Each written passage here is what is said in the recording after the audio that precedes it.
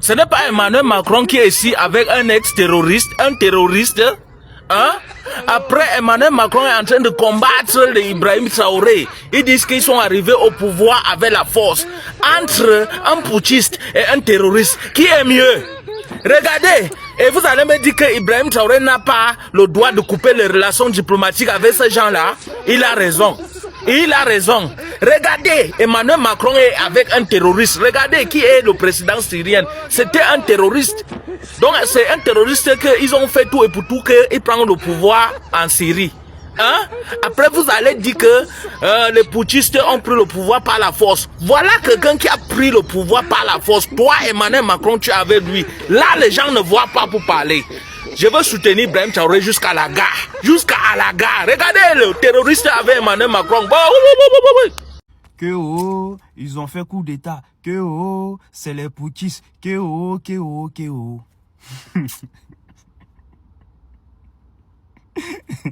Non mais c'est pas possible quoi. Les intérêts priment sur tout.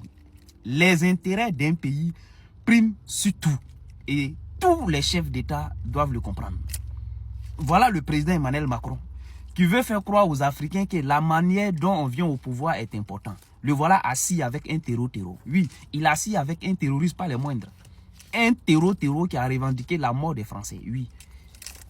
Voilà. Un terreau. Il y a eu attentat ici. Ils ont déjà les Français. Et lui là et son groupe, ils ont revendiqué ça depuis la Syrie. Le voilà aujourd'hui là, devenu chef d'État par coup d'État en Syrie. Le voilà assis, tous deux en chemise blanche avec le président Emmanuel Macron. Qu'est-ce qui peut envoyer un homme à faire ça? Mais c'est les intérêts. Quand tu défends les intérêts de ton pays, tu t'en fous de tout ce qui se passe après. Et c'est ça le président Emmanuel Macron vient de nous prouver. Et lui-même, il a dit dans l'une de ses vidéos, le président Emmanuel Macron, il dit il est comme l'équipe française.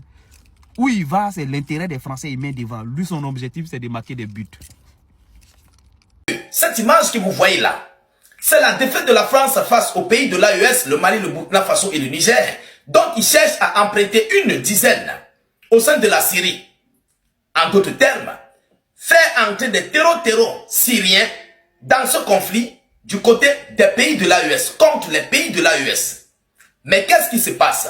Pendant que Emmanuel Macron s'entretient à l'heure actuelle avec le chef de l'État syrien qui est El Sharat, l'ancien rebelle, l'ancien chef terreau, il est attendu. Je parle bien du président syrien. Il est attendu du côté de la Turquie. Il doit se rencontrer avec Donald Trump. Ce qui forme déjà un triangle. Qu'est-ce qui va se passer? Chers dames, chers messieurs, ne l'oubliez pas. L'Amérique combat les États de l'AES. L'Europe, je ne peux pas citer chaque pays dont je mets globalement. L'Occident impérialiste combat les États de l'AES, y compris certains pays du Golfe voisins à l'Iran, en face de l'Iran, pour ne pas trop citer. Ils participent pleinement à la déstabilisation des pays de l'AES et d'Afrique d'ailleurs. Mais qu'est-ce qui se passe? Macron a presque un an, il doit libérer le pouvoir. Son objectif est clair. Avant de quitter le pouvoir français, il doit au moins se récupérer, même c'est un seul pays, des États de l'AES. Et pendant que je vous parle à cet instant, l'Occident décadent prépare avec l'État hébreu d'Israël leurs troupes qu'ils ont du côté plus précisément du Soudan. Une partie des forces soudanaises va se coaliser avec les terreaux de la Syrie qui vont se coaliser tous ensemble, y compris certains terreaux de l'impérialiste qui sont squattés au, comment dirais-je, en Libye, et certains aussi de la Somaliland, le nouveau territoire que l'Amérique et Israël sont en train de fabriquer sur notre terre africaine. Ils ont surnommé la Somaliland, donc ils ont divisé la Somalie en deux. Ils ont surnommé une partie Somaliland pour faire leur base arrière face au Yémen. Mesdames et demoiselles et messieurs, mais cette visite a flouté tout le paquet du dossier. Écoutez vous-même ce que la France et le président syrien ont abordé lors de leur visite. Ça fait couler assez d'encre et de salive. Mesdames, Mesdemoiselles et Messieurs, depuis quand la France veut soutenir les gens? Si vous voyez la France venir vers vous, ils viennent pour des intérêts, ils viennent vous proposer un business, un marché. Quel est le business? J'espère que beaucoup des États, beaucoup d'Africains ont compris ce qui se passe. Le seul maître en Afrique qui peut bloquer tout ça, c'est le président tchadien. Mais il n'a pas le poids, il ne pèse pas. Parce que sinon, s'il blague lui-même, sa tête va entrer dans ça. Vous comprenez un peu? Sa tête va entrer dans ça. Je parle bien de Déby Kaka. C'est par où tout va se jouer. Par son désert face au Niger. C'est là-bas où tout va se jouer. Toutes les cartes vont se jouer. Est-ce que vous comprenez? Allons-y en profondeur. Qu'est-ce que Macron a dit à El Charat? On va voir. Vous allez comprendre. On nous dit quoi? Intégrez notre communauté s'il vous plaît. Cliquez sur le bouton s'abonner. Emmanuel Macron rencontre son homologue syrien à Damas sur fond d'enjeux économiques et sécuritaires. Il y a le financement, il y a les armes. Attention, économique et sécuritaire. Tout peut être flouté dans la sécurité. On peut faire des accords sécuritaires, mais en dessous de ces accords signés, il y a les vrais accords même du business, donc la déstabilisation des États de l'AES. Est-ce que vous avez compris? Dans le domaine économique, ils floutent tout pour financer cette déstabilisation qu'ils vont faire sur les États de l'AES. Mesdames et messieurs, ce que je vous dis, prenez ça très très au sérieux. C'est la dernière carte que Emmanuel Macron est en train de jouer à cet instant. Vous comprenez? C'est la dernière carte qu'il est en train de jouer à l'instant où je vous parle. Sa dernière carte, si ça rate, soit eux-mêmes européens vont entrer dans ce conflit, soit ils vont laisser tomber.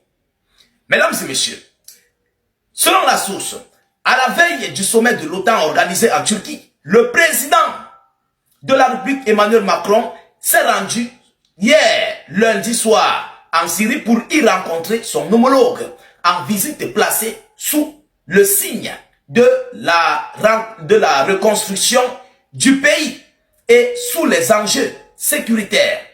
Depuis quand la France aime construire les pays des gens? Même les pays où ils ont volé de l'uranium, ils ont volé de l'or, le mercure, tout ce qui s'ensuit, diamants et autres en Afrique, quel est le pays que la France a construit? Alors il s'agit tout simplement d'un financement flouté pour les terroristes. Ceux qui écoutent ce que je dis, vous allez mieux comprendre. Mais restez tranquille. On va nous parler des Touaregs maliens blancs. D'ici peu, vous verrez de vos propres yeux. Ils seront nombreux à un niveau.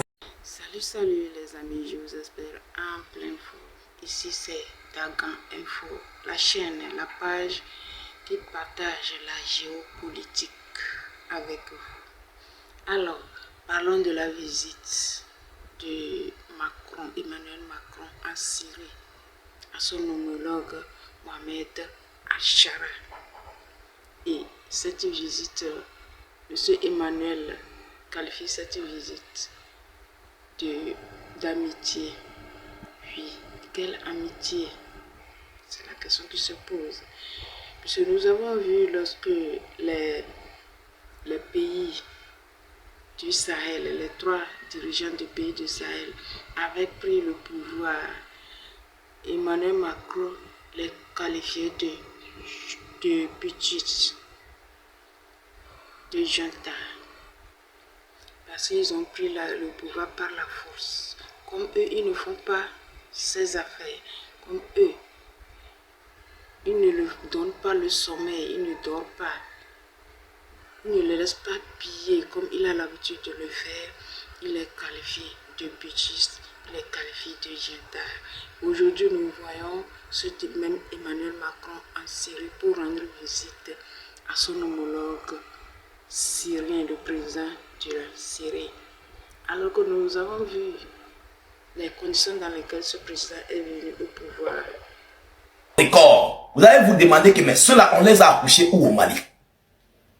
Mesdames, Mesdemoiselles et Messieurs, toujours selon la source, une visite placée sous le signe de la reconstruction du pays et sous des enjeux sécuritaires. Emmanuel Macron est arrivé lundi soir en Syrie pour une rencontre avec son homologue Ahmed Al-Shara, la première visite d'un dirigeant de l'Union européenne depuis la chute du régime de Bachar al-Assad. La première visite dont vous croyez que tous les autres chefs d'État européens là, ils ne veulent pas traiter avec Ahmed Al-Shara, peuple d'Afrique. Je sais que parmi vous, beaucoup viendront tirer sur moi, me demander les preuves, me demander sur quoi je me base pour faire ça, pour dire ça. Beaucoup d'adversaires, je ne suis pas votre adversaire, beaucoup d'Africains viendront tirer sur moi. Mais prenez ce que je vous dis en considération. Je dis le seul qui peut bloquer ça, c'est le président tchadien. C'est lui seul. C'est lui seul. Mais il n'a pas le poids. S'il blague, on l'élimine. Tout va se passer. Libye, Soudan, désert du Tchad et tout ce qui s'ensuit, parce que c'est par là-bas qu'ils vont entrer. Tout serait organisé par là-bas. N'oubliez pas que la France a une part, je voulais dire, l'impérialiste décadent a une partie de la Libye qu'il contrôle. Tout va se passer par là-bas et directement ils vont frapper sur, plus précisément, comment dirais-je, le Niger. Et ils vont encercler les États de l'AES. Ça sortira de partout. Je dis bien, de partout. Mesdames et messieurs, en se rendant à Damas, auprès d'un dirigeant controversé, Emmanuel Macron cherche d'abord à accroître le rôle de la France au Moyen-Orient. Actuellement, la région est aux mains des Turcs. La région est aux mains des Turcs. Les Turcs qui apportent leur soutien aux États de l'AES. Ils apportent leur soutien aux États de l'AES. Des Américains et des pays du Golfe.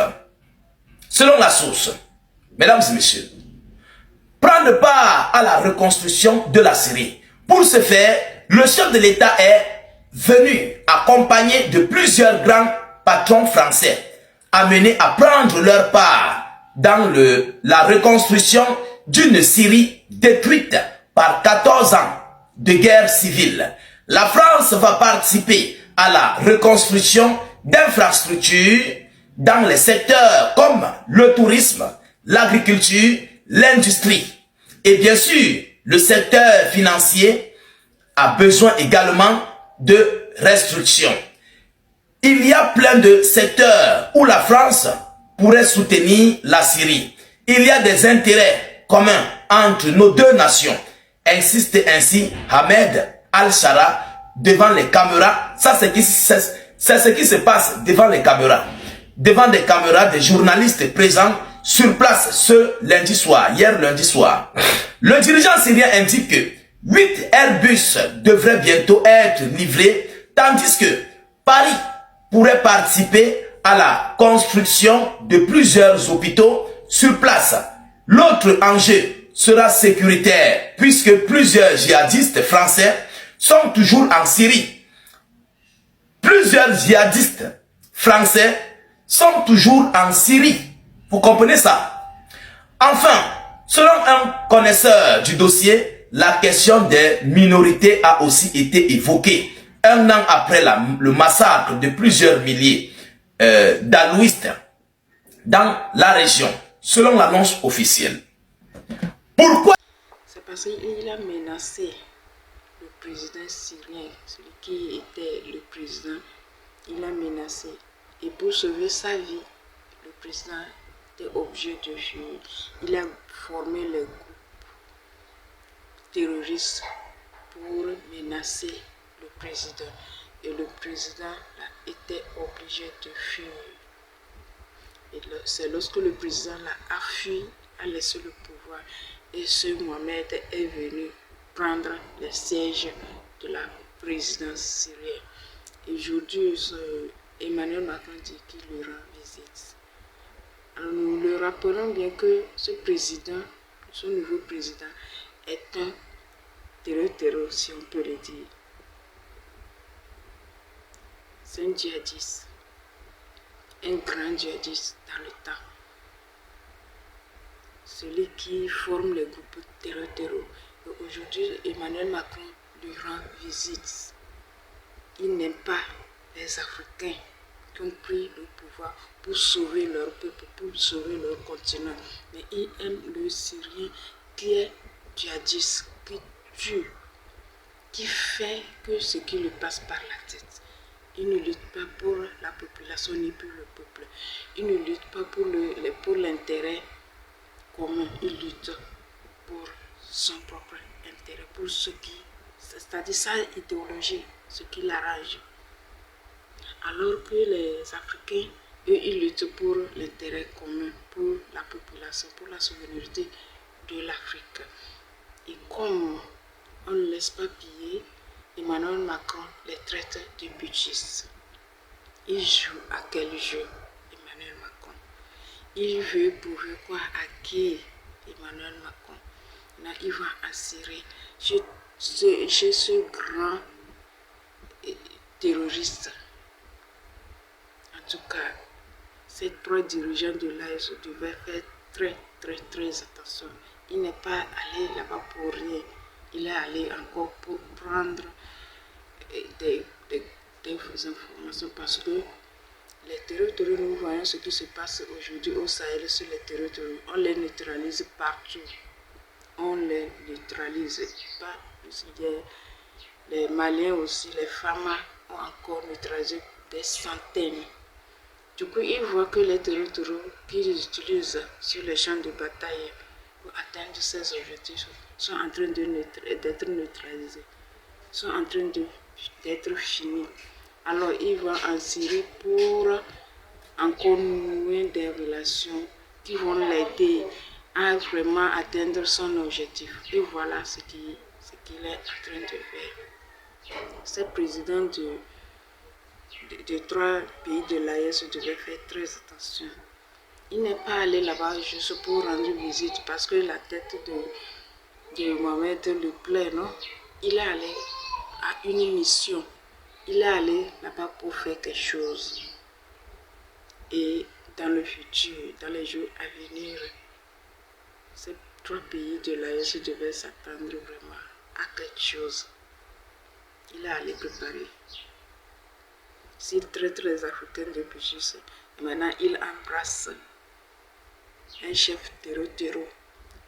Mais il est en train de nier de l'autre côté qu'il ne sait rien, qu'il est en train de lutter pour la stabilité de ces trois pays dans l'AES.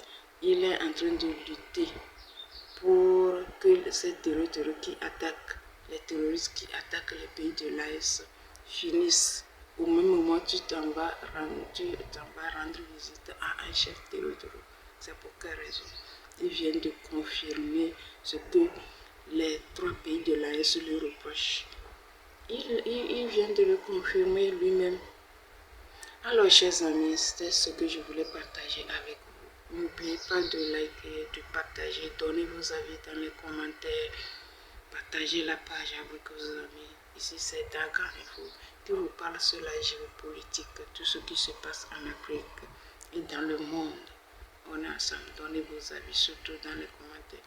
N'oubliez pas d'activer la cloche de notification pour que à chaque fois qu'il y a une nouvelle vidéo, que celle-ci vous parvienne.